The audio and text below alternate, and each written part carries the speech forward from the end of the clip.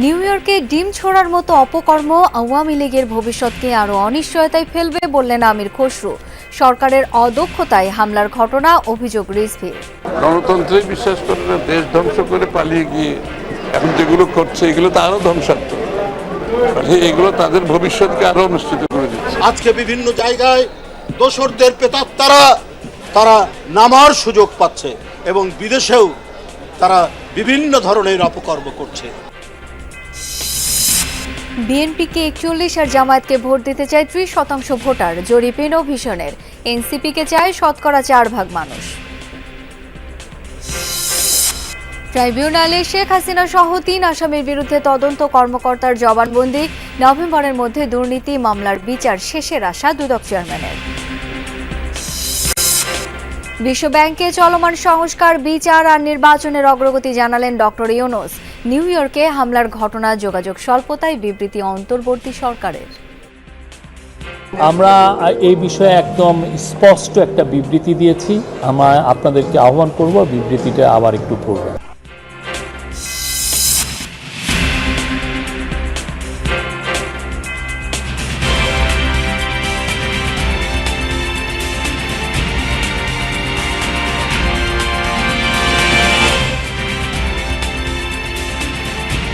New ইয়র্কে আওয়ামী লীগের সমর্থকদের ডিম ছোড়ার মতো অপকর্ম তাদের ভবিষ্যৎকে আরও অনিশ্চিত করবে, এমন মন্তব্য করেছেন বিএনপির স্থায়ী কমিটির সদস্য আমির খসরু মাহমুদ চৌধুরী। আর দলটির সিনিয়র যুগ্ম মহাসচিব রুহুল কবির রিজভী বলেছেন, আওয়ামী লীগের দোসরদের ছাড় দেওয়ার কোনো সুযোগ নেই। আলাদা অনুষ্ঠানে অংশ নিয়ে দেশবাসীকে পতিত স্বৈরাচারের ষড়যন্ত্রের ব্যাপারে সতর্ক থাকার তাগিদও দেন বিএনপি নেতারা। বুধবার সকালে পিরোজপুর জেলা বিএনপির নবনির্বাচিত নেতৃবৃন্দকে সাথে নিয়ে শহীদ রাষ্ট্রপতি জিয়াউর রহমানের সমাধিতে শ্রদ্ধা জানান দলের সিনিয়র যুগ্ম মহাসচিব রুহুল কবির রিজভী।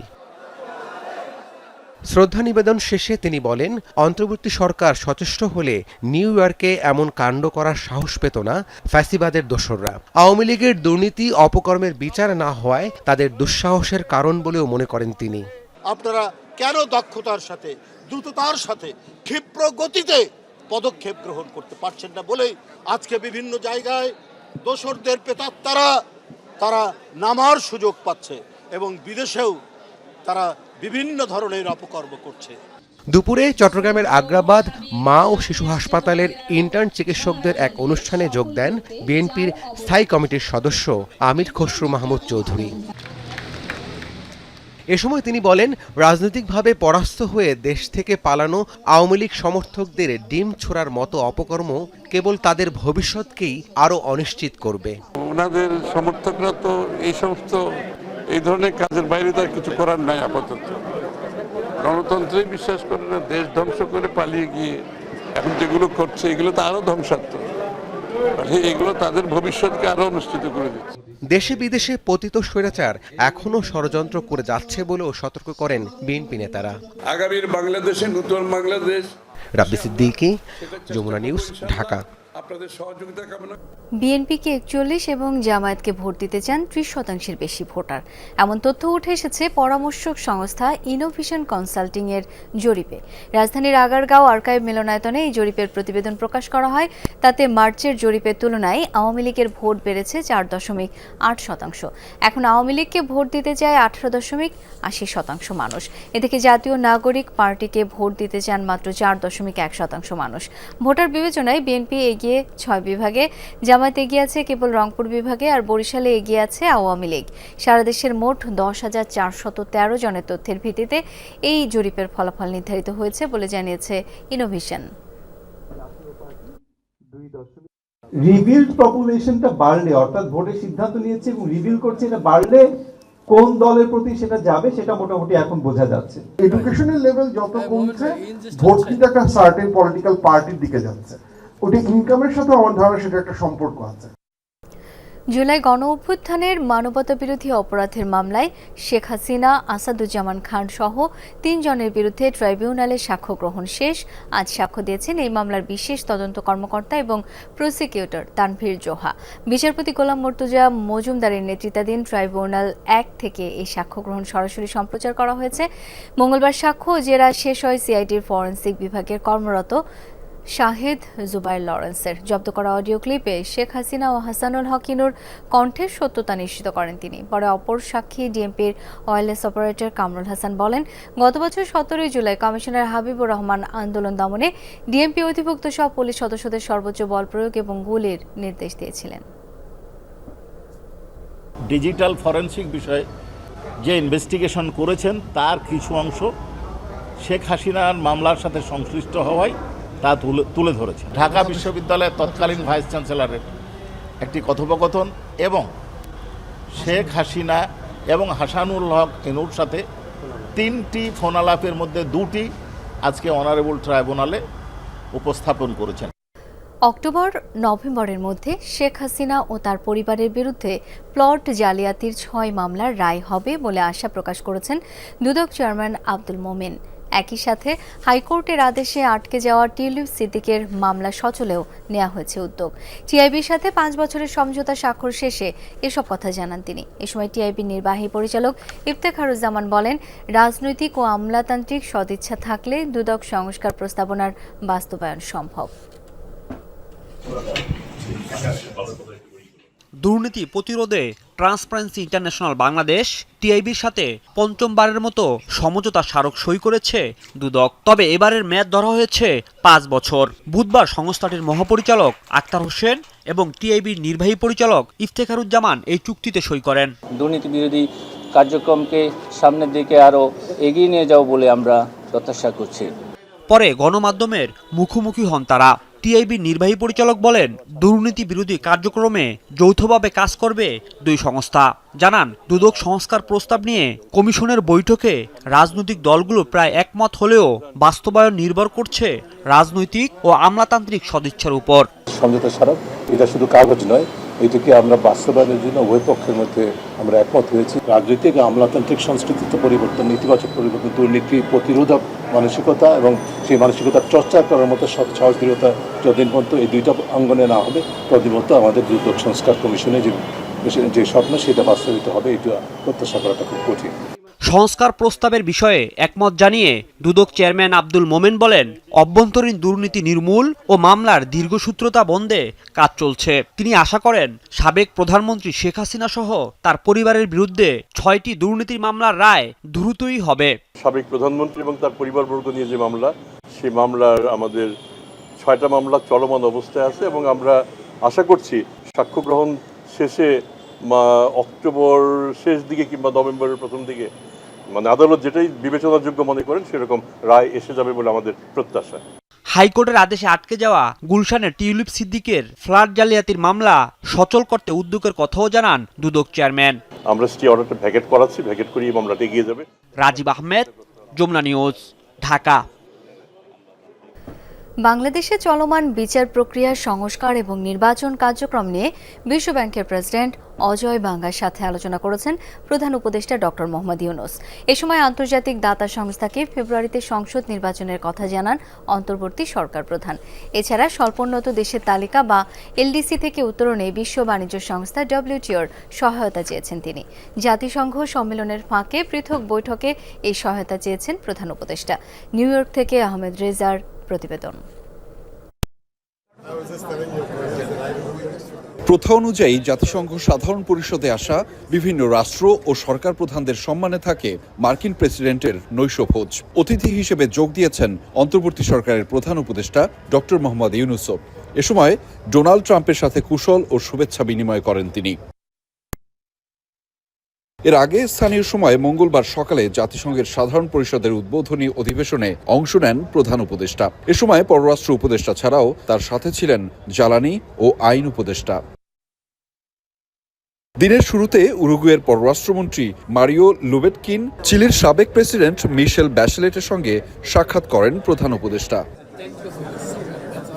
পরে বৈঠক করেন বিশ্বব্যাংক প্রধানের সঙ্গে। সেখানে ওঠে বাংলাদেশের বর্তমান ও আগামীর প্রসঙ্গ। বিশ্বব্যাংক প্রধানের আগ্রহ ছিল চলমান সংস্কার ও বিচার প্রক্রিয়া নিয়েও। আমাদের ইকোনমিক রিফর্মগুলো সামনের মাসগুলোতে কি কি রিফর্ম হবে, কি কি কোথায় ফোকাস হচ্ছে, সেগুলো নিয়ে আলাপ হয়। চিফ অ্যাডভাইজার জানিয়েছেন যে আমাদের বাংলাদেশের থেকে যে $234 বিলিয়ন শেখ হাসিনার আমলে সাইফন অফ হয়ে গেছে, যারা চুরি করে নিয়ে গেছে, তো সেই টাকাটা ফেরানো তার একটা বড় একটা প্রায়োরিটি। বিশ্ব বাণিজ্য সংস্থার মহাপরিচালকও এদিন দেখা করেছেন প্রধান উপদেষ্টার সাথে। সে সময় বাংলাদেশের এলডিসি থেকে উত্তরণে সংস্থাটির সহায়তা প্রত্যাশা করেন ডক্টর ইউনূস। এলডিসি গ্র্যাজুয়েশনের জন্য যদি আমাদের তো কিছু বিভিন্ন দেশে আমরা প্রিফারেন্সিয়াল ট্রেড এক্সেস পাই, ডিউটি ফ্রি এক্সেস পাই, সেই প্রিফারেন্সিয়াল ট্রেড এক্সেস যাতে আমাদের অ্যাফেক্টেড না হয় সেজন্য আমরা ডাব্লিউটিওর হেল্প চেয়েছি। প্রত্যেকটি বৈঠকেই আলোচিত হয় নির্বাচন প্রসঙ্গ। অন্তর্বর্তী সরকারের গৃহীত পদক্ষেপ দাতা সংস্থাগুলোকে অবহিত করেছেন প্রধান উপদেষ্টা। বাংলাদেশের ইলেকশন নিয়ে কথাবার্তা হয়। উনি আবারও জানিয়েছেন ফেব্রুয়ারির প্রথমার্ধে ইলেকশন, এই ইলেকশনের জন্য কি কি আমরা মেজার নিচ্ছি সেগুলো কথা হয়েছে। এছাড়া দিনের অন্য একটি কর্মসূচিতে সামাজিক উদ্ভাবনে বিনিয়োগ, শান্তি প্রতিষ্ঠা এবং টেকসই উন্নয়ন নিয়ে আলোচনা করেন প্রধান উপদেষ্টা ডক্টর মোহাম্মদ ইউনূস। বৈশ্বিক শান্তি, যুদ্ধ সংঘাত বন্ধ আর টেকসই উন্নয়নের লক্ষ্যকে জোরদার করে জাতিসংঘের ৮০তম সাধারণ অধিবেশনের আনুষ্ঠানিকতা শুরু করল বাংলাদেশ, যেখানে বেশ কয়েকটি সাইডলাইন বৈঠকে প্রফেসর ডক্টর ইউনূস আলোচনা করেছেন বাংলাদেশের বিনিয়োগের সম্ভাবনা নিয়ে, একই সাথে বাংলাদেশের অর্থনৈতিক সমৃদ্ধি নিয়ে। পাশাপাশি বাংলাদেশের জাতীয় নির্বাচন, দ্বিপাক্ষিক এবং বহুপাক্ষিক সম্পর্ককে জোরদার বিষয়েও আলোচনা করেছেন প্রফেসর ইউনূস। ফলে নানা কারণে গুরুত্বপূর্ণ হয়ে উঠেছে এবারের জাতিসংঘের সাধারণ অধিবেশনের সফরটি। Ahmed Reza, Jamuna news, New York, যুক্তরাষ্ট্র। যোগাযোগ স্বল্পতার কারণেই মির্জা ফখরুল সহ প্রধান উপদেষ্টার সফর সঙ্গী রাজনীতিকরা বিমানবন্দরে হামলার শিকার হয়েছেন। মঙ্গলবারের বিবৃতিতে এমনটাই জানিয়েছেন প্রেস সচিব শফিকুল আলম। দাবি, ডক্টর ইউনূসের সাথেই প্রোটোকল নিয়ে তাদের বের হবার কথা থাকলেও ভিসা জটিলতায় তা সম্ভব হয়নি, আর সেই সুযোগই নিয়েছে স্থানীয় আওয়ামী লীগ।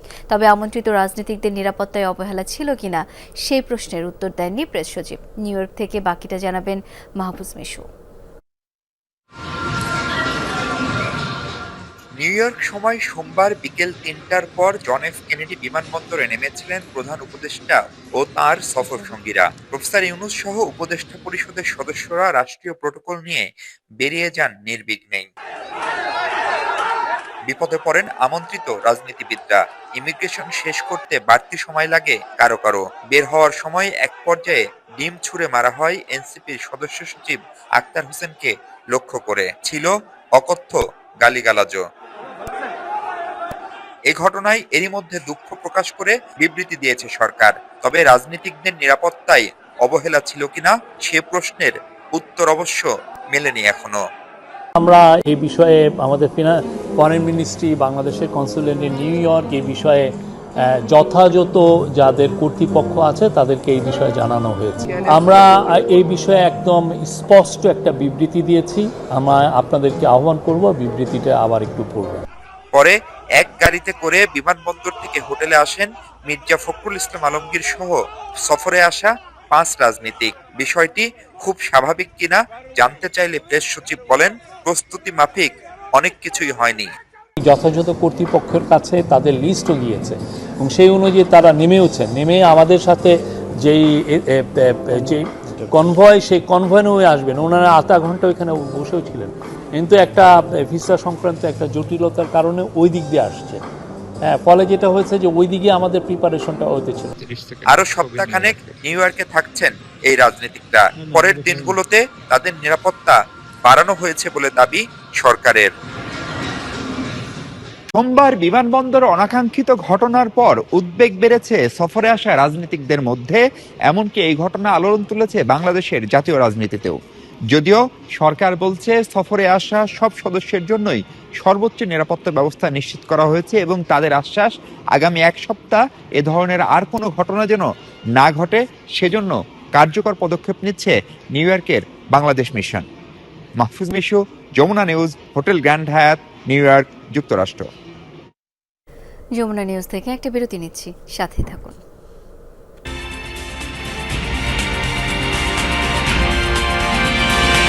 সাত কলেজের নাম বা কাঠামো পরিবর্তন করে প্রস্তাবিত সেন্ট্রাল ইউনিভার্সিটি গঠন করা যাবে না বলে হুঁশিয়ারি দিয়েছেন কলেজের শিক্ষকরা।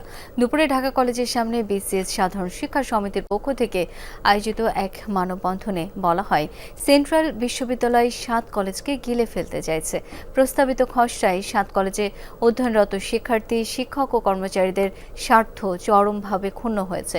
সরকারের এমন কর্মকাণ্ডে গভীর উদ্বেগ জানান শিক্ষকরা। তারা বলেন, কলেজগুলোর ঐতিহ্য উচ্চ মাধ্যমিক স্তর, উচ্চ মাধ্যমিক শিক্ষার্থীদের স্বার্থবিরোধী কোনো সিদ্ধান্ত শিক্ষকরা গ্রহণ করবে না। সাত কলেজের নাম বা কাঠামো পরিবর্তন করে কোনো অনুষদে রূপান্তর না করার আহ্বান জানান তারা। সাতটা কলেজের অস্তিত্বকে বিলীন করে কোনো ইউনিভার্সিটি যেন না হয়। উচ্চ শিক্ষার যে সুযোগটা এই দরিদ্র মেধাবী ছাত্ররা পেত, সেটা পুরোপুরি ধ্বংস হবে এবং তারা বঞ্চিত হবে। আলাদা বিশ্ববিদ্যালয় হবে, সেটা তো ঢাকা কলেজকে মৃত ঘোষণা করে বা ধ্বংস করে নয়। স্ট্যান্ডার্ডটা যদি কমে যায়, এই ধরনের কোনো পদক্ষেপ আমাদের কাছে গ্রহণযোগ্য হবে না, কারণ আমরা শিক্ষক। টঙ্গীর কেমিক্যাল গুদামের অগ্নিকাণ্ডের ঘটনায় দগ্ধ আরেক ফায়ার ফাইটার নুরুল হুদা মারা গেছেন। তিনি জাতীয় বার্ন প্লাস্টিক সার্জারি ইনস্টিটিউটে চিকিৎসাধীন ছিলেন। তার গ্রামের বাড়ি ময়মনসিংহের গফরগাঁও। 2007 সালে চাকরিতে যোগ দেন তিনি। এর আগে সোমবার কেমিক্যাল কারখানার আগুনে দগ্ধ হয়ে শরীরের 100% পড়ে যায় তার। গাজীপুরে টঙ্গীতে রাসায়নিকের একটি গুদামের আগুন নিয়ন্ত্রণ করতে গিয়ে ফায়ার সার্ভিসের 5 জন দগ্ধ হন। গতকাল প্রাণ হারান শামীম আহমেদ নামে আরও এক ফায়ার ফাইটার। এখনও চিকিৎসাধীন ফায়ার সার্ভিসের 3 জন।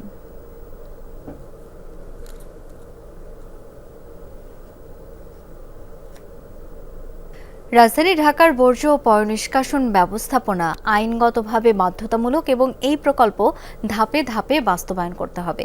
এজন্য রাজুক ও ওয়াসাকে দায়িত্ব নেওয়ার আহ্বান জানিয়েছেন পরিবেশ উপদেষ্টা সৈয়দা রিজওয়ানা হাসান। দুপুরে রাজধানীর একটি হোটেলে সেপটিক ট্যাঙ্ক ও সুয়েজ ট্রিটমেন্ট প্ল্যান্ট এসটিপি স্থাপন বিষয়ক এক সভায় তিনি এই আহ্বান জানান। বলেন, নগরবাসীর স্বার্থে নভেম্বরের মধ্যে রাজুককে বিল্ডিং কোড চূড়ান্ত করতে হবে। ঢাকাকে বাসযোগ্য ও স্বাস্থ্য সুরক্ষা নিশ্চিত করে গ্রিন সিটি হিসেবে গড়ে তোলার কথা বলেন পরিবেশ উপদেষ্টা। বুড়িগঙ্গা সহ ঢাকার চারপাশে নদী রক্ষা কঠিন হলেও অসম্ভব নয় বলে জানান তিনি। বলেন, নদীর সাথে সংযুক্ত খালগুলো পরিষ্কার করতে সবাইকে উদ্যোগী হতে হবে।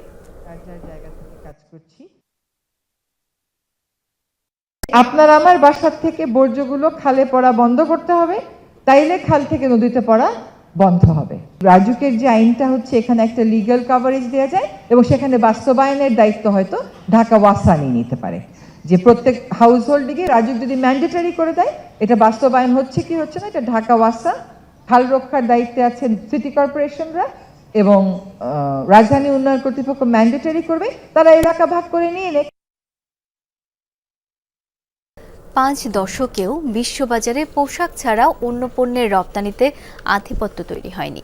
বিষয়টি বেশ হতাশাজনক। সকালে বীজ আয়োজিত সেমিনারে এমন মন্তব্য করেছেন প্রধান উপদেষ্টার বিশেষ সহকারী ডক্টর আনিসুজ্জামান চৌধুরী। এ সময় গবেষক ও উদ্যোক্তারা এলডিসি উত্তরণের আগে অর্থনীতিকে আরও সচল করার তাগিদ দেন। তৃতীয় দফা আলোচনার পর মার্কিন বাজারে বাংলাদেশি পণ্যের ওপর আরোপিত শুল্কের হার 35 থেকে কমিয়ে 20% করে যুক্তরাষ্ট্র। তবে এই হার কমপক্ষে 15% করা না গেলে বাণিজ্যের ভবিষ্যৎ গতিপথ অনিশ্চয়তায় পড়বে বলে মনে করছেন বিআইআইসিসি বীজ। We would have to have a timeline with a road map. বক্তারা জানান, যুক্তরাষ্ট্র থেকে এরই মধ্যে এলএনজি, বিমান, গম, তুলা সহ বিভিন্ন পণ্য কেনার জন্য চুক্তি হয়েছে। প্রয়োজনীয় ব্যবস্থা না নিলে আগামীতে রপ্তানির ধারা ব্যাহত হবে বলেও মনে করেন তারা। So then we can see that there are some products মার্কিন বাজারে রফতানি পণ্য প্রবেশ করাতে বর্তমানে 20% পাল্টা শুল্ক কার্যকর আছে। এতে ব্যবসার খরচ বেড়েছে। বৈশ্বিক প্রেক্ষাপট বিবেচনায় নিয়ে বাণিজ্য বাড়াতে তা আরও 15% নিয়ে আসা প্রয়োজন। সেমিনারে জানানো হয়, রপ্তানি পণ্যে বৈচিত্র্য আনার চেষ্টায় আছে সরকার। 2026 সালে এলডিসি উত্তরণের আগেই অর্থনীতিকে আরও সচল করার কাজ চলছে। 2026 সালে এলডিসি উত্তরণের কথা রয়েছে। এর আগেই অর্থনৈতিক পরিস্থিতির আরও উন্নতি করে ফেলতে হবে, তা না হলে কঠিন সমস্যায় পড়বেন ব্যবসায়ীরা। ভালোভাবে বাণিজ্য সমঝোতা করার ক্ষেত্রে দক্ষতার অভাব রয়েছে। গেল 50 বছরে গার্মেন্টস ছাড়া অন্য কোনো পণ্যে রপ্তানিতে তেমন বৈচিত্র্য দেখা যায়নি। এর জন্য নিজেদের ব্যর্থতা রয়েছে। আলোচকরা জানান, জাপান ও দক্ষিণ কোরিয়ার মতো বেশ কয়েকটি দেশের সাথে মুক্ত বাণিজ্য চুক্তি নিয়েও আলোচনা হচ্ছে। লামিয়া তিথি, যমুনা নিউজ, ঢাকা। চাঁপাইনবাবগঞ্জের ভোলাহাট সীমান্ত দিয়ে 19 জনকে পুশিন করেছে বিএসএফ। ভোরে উপজেলার চামুশা ও চান শিকারী সীমান্ত দিয়ে তাদের বাংলাদেশ ভূখণ্ডে ঠেলে দেওয়া হয়। পরে বিজিবি তাদের আটক করে। আটককৃতদের মধ্যে 3 শিশু, 6 নারী ও 10 জন পুরুষ রয়েছেন। এর আগে জুন ও আগস্টে একই সীমান্ত দিয়ে 2 দফায় 21 জনকে পুশিন করে বিএসএফ। জেলা বিজিবি ব্যাটালিয়নের অধিনায়ক জানান, 2015 থেকে 2024 সাল পর্যন্ত বিভিন্ন সময়ে ভারতে অনুপ্রবেশের দায়ে তাদের গ্রেপ্তার করা হয়েছিল। সাজা ভোগ শেষে ভারতীয় পুলিশ তাদের বিএসএফ এর কাছে হস্তান্তর করে। ভোলাহাট থানার মাধ্যমে আটককৃতদের পরিবারের কাছে হস্তান্তর করা হবে জানিয়েছে বিজিবি।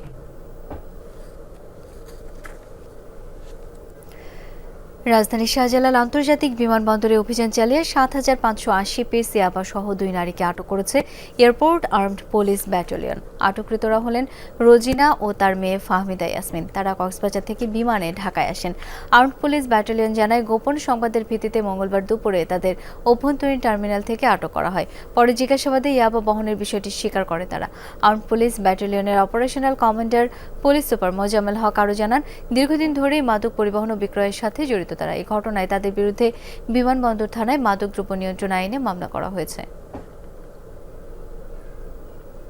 আশুলিয়ায় নাসা গ্রুপের 16টি কারখানা স্থায়ীভাবে বন্ধ ঘোষণার প্রতিবাদে বিক্ষোভ করেছেন শ্রমিকরা। সকালে নিশ্চিন্তপুর এলাকায় জড়ো হন বন্ধ ঘোষণা করা কারখানার শ্রমিকরা। খবর পেয়ে সেখানে যায় শিল্প পুলিশ ও সেনাবাহিনী। এ সময় পুলিশকে লক্ষ্য করে আন্দোলনরতরা ইট পাটকেল ছুড়লে আহত হয় কয়েকজন পুলিশ সদস্য।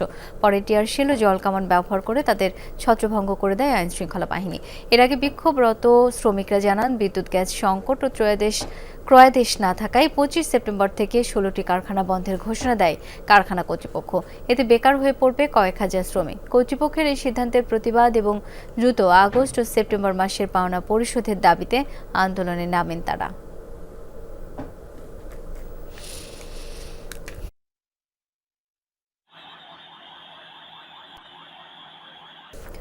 গ্রুপ পর্বের পর এবার জমে উঠেছে এশিয়া কাপের সুপার 4 পর্ব। আজ ভারতের বিপক্ষে মাঠে নামবে বাংলাদেশ। আজ হারলেও থাকছে টাইগারদের ফাইনালে ওঠার সম্ভাবনা। দুবাইয়ে ম্যাচ শুরু বাংলাদেশ সময় রাত 8:30টায়। এদিকে ইনজুরি আক্রান্ত লিটন দাসের জন্য সন্ধ্যা 6টা পর্যন্ত অপেক্ষা করবে দল। যদি না খেলতে পারেন তবে অধিনায়কত্ব করবেন জাকের আলী। রঞ্জন শান্ত জানাচ্ছেন বিস্তারিত। গ্রুপ পর্বের নানা হিসেব নিকেশ সমীকরণ পেরিয়ে এশিয়া কাপ 2025 এখন সুপার 4-এ। আর সুপার 4-এর যে সেরা 4 দল তারা প্রত্যেকেই আছে রেসে। অফিসিয়ালি বাদ দেওয়ার সুযোগ নেই কাউকে এখন পর্যন্ত, তবে গাণিতিক হিসেবে টিকে থাকলেও এক প্রকার ছিটকে গেছে শ্রীলঙ্কা। সবকিছু নিয়ে কথা বলবো। বাংলাদেশের সম্ভাবনা কতটা এখন পর্যন্ত ফাইনালে যাওয়ার? পয়েন্টস টেবিল দিয়ে শুরু করতে হবে। প্রত্যেকের পয়েন্টস 2 করে, অর্থাৎ ভারত, পাকিস্তান, বাংলাদেশ, শ্রীলঙ্কা এখন পর্যন্ত পয়েন্ট নেই, তবে একটা ম্যাচ তাদের বাকি রয়েছে। 2টো করে ম্যাচ খেলেছে বলা যায় শুধুমাত্র পাকিস্তান এবং শ্রীলঙ্কা।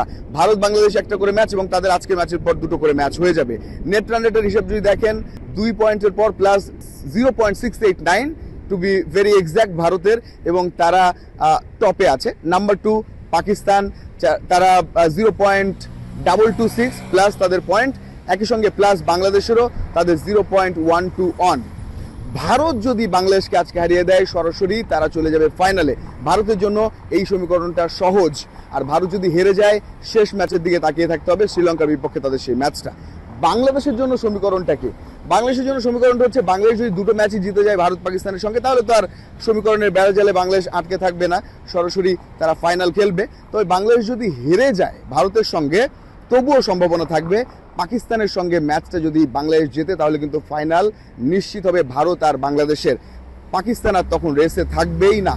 আর ভারত যদি আজকে হেরে যায়, অর্থাৎ বাংলাদেশ যদি আজকে জিতে এগিয়ে থাকে, তবুও কিন্তু সমীকরণের মারপ্যাচ রয়েছে। শেষ ম্যাচের দিকেও তাকিয়ে থাকতে হবে, সেখানে ভারত শ্রীলঙ্কা লড়বে। তবে সহজ করে আবারও যদি বলি, ভারত যদি বাংলাদেশকে হারিয়ে দেয় তারা সরাসরি ফাইনালে, বাংলাদেশের সম্ভাবনা তখনও টিকে থাকবে এবং বাংলাদেশ আর পাকিস্তান ম্যাচ ততটা ইম্পর্টেন্ট হয়ে উঠবে। যারা জিতবে তারা চলে যেতে পারবে ফাইনালে। শ্রীলঙ্কার সম্ভাবনা খুবই কম, তবে যদি আজকে ভারত হেরে যায় তবে শ্রীলঙ্কা আর ভারত ম্যাচটাও একটা ডিসাইডার ফ্যাক্টর হতে পারে। তো অনেক হিসেব নিকেশ রয়েছে, তবে আজকের ম্যাচের পর অনেকটাই পরিষ্কার হবে এবারের এশিয়া কাপের ভাগ্য।